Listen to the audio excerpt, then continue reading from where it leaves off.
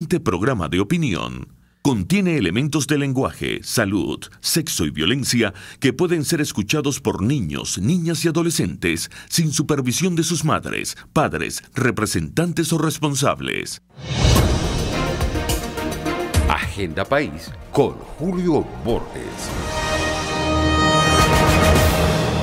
¿Qué tal, amigos? Bienvenidos a la Agenda País de hoy viernes, el programa que diariamente compartimos con el diputado Julio Borges para compartir temas de interés nacional y el acontecer de las últimas horas. Buenos días, diputado, ¿cómo está?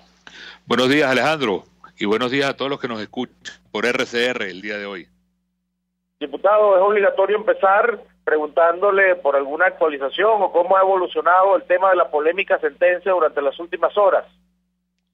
Bueno, lo importante es que dejamos claro que estuvimos leyendo la sentencia que hizo el TCJ en mi contra, y esa sentencia, como el país sabe, es increíble, pero me acusa de todo lo que hemos hecho nosotros a nivel internacional, la presión democrática, me acusa de todo lo que significa el tema relacionado con los acuerdos que hicimos cuando era presidente del Parlamento, me acusa de todo lo que ha sido nuestra labor de presión también en el tema de la ayuda humanitaria que hemos pedido para Venezuela. Es increíble que esas sean las acusaciones del gobierno en mi contra para abrirme un juicio penal, pero bueno, es parte de la lucha y vamos a seguir haciéndolo. Vamos a redoblar los esfuerzos en que nuestro pueblo tenga la oportunidad, como merecemos todos, de tener un país libre y democrático.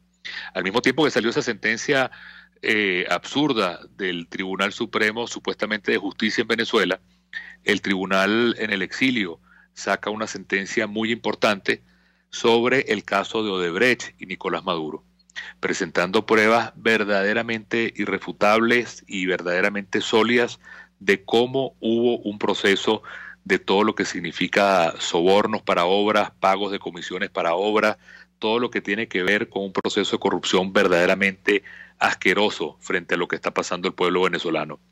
En la mayoría de los países de América Latina, donde ha habido un proceso como los de Odebrecht, han cambiado ministros, han caído gobiernos, se han producido verdaderamente castigos porque ha sido una corrupción generalizada.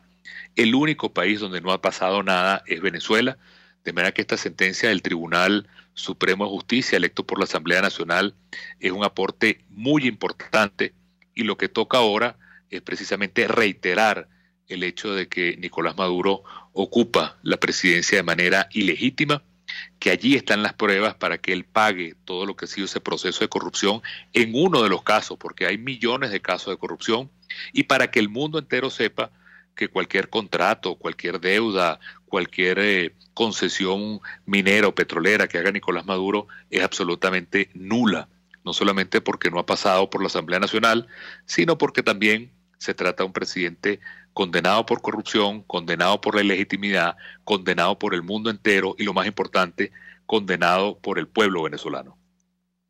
Bueno, ayer conversábamos parte de estos temas también, y sobre su sentencia decíamos que resultaba polémica por dos razones, porque por un lado la misma sentencia era el mejor argumento para su discurso, en el sentido de que lo que hacía era reafirmar lo que usted había dicho, de que el gobierno lo estaba persiguiendo por su labor internacional, por el tema de Dominicana, por el tema de la ayuda humanitaria, y por el otro lado, bueno, era como risible porque lo acusaban de cosas como robarse el cono monetario, como pedir ayuda humanitaria, es decir, de cosas que no tienen sentido que lo acusen a usted.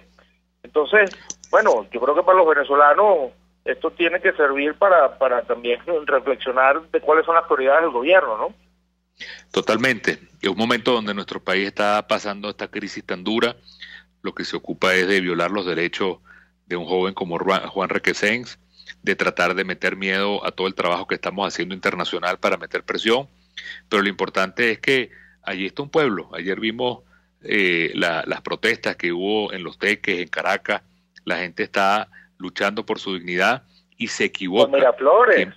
Quien piensa que pueda doblegar la voluntad y la dignidad del pueblo venezolano, porque eso está allí, eso no se va a acabar, eso va a aumentar, y más bien todas estas medidas que se están tomando en las próximas horas, que tienen al país verdaderamente angustiado sin razón, tienen como fondo eso, seguir metiéndole la mano en el bolsillo a los venezolanos para que ahora los venezolanos paguen con su esfuerzo enorme dentro de esta hiperinflación gigantesca le paguen las cuentas al gobierno. Eso es verdaderamente criminal.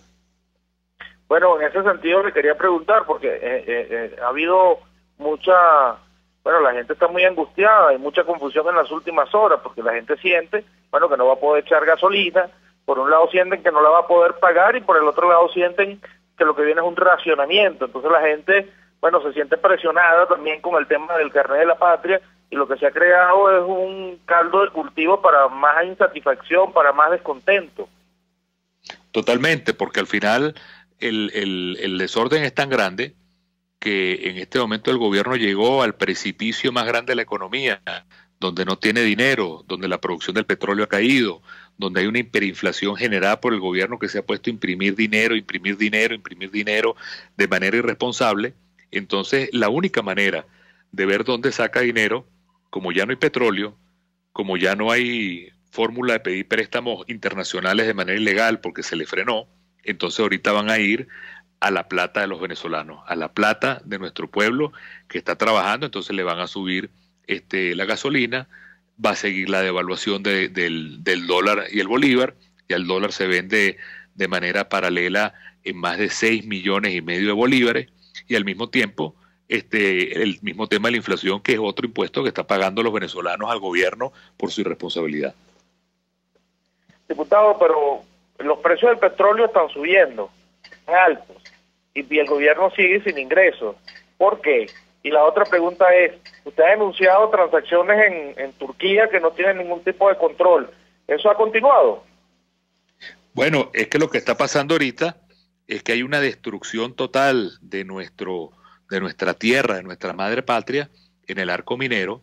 Se calcula que hay más de 80,000 mineros ilegales destruyendo toda la selva para que de manera totalmente sin control saquen oro, y ese oro se está llevando a Turquía para darle un poquito de dinero al gobierno. Es una cosa ecológicamente criminal, porque están destruyendo nuestro país, están dejando de destruir lo que va a ser el reservorio de riqueza de nuestros hijos sin ningún control, y para darle plata también sin ningún control a través de Turquía al gobierno. Esto es algo verdaderamente criminal, y lo que pone a algo que ya todo el mundo sabe, un gobierno que lo único que está luchando no es por el pueblo, sino ver cómo se queda en el poder a cualquier costa y a cualquier precio.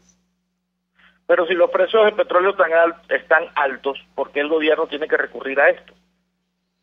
Porque nosotros vivíamos del petróleo, y los precios del petróleo nos ayudaban cuando los precios del petróleo estaban altos y había producción de petróleo. Pero de nada vale que un barril de petróleo cueste $1 millón si nada más estás produciendo un barril.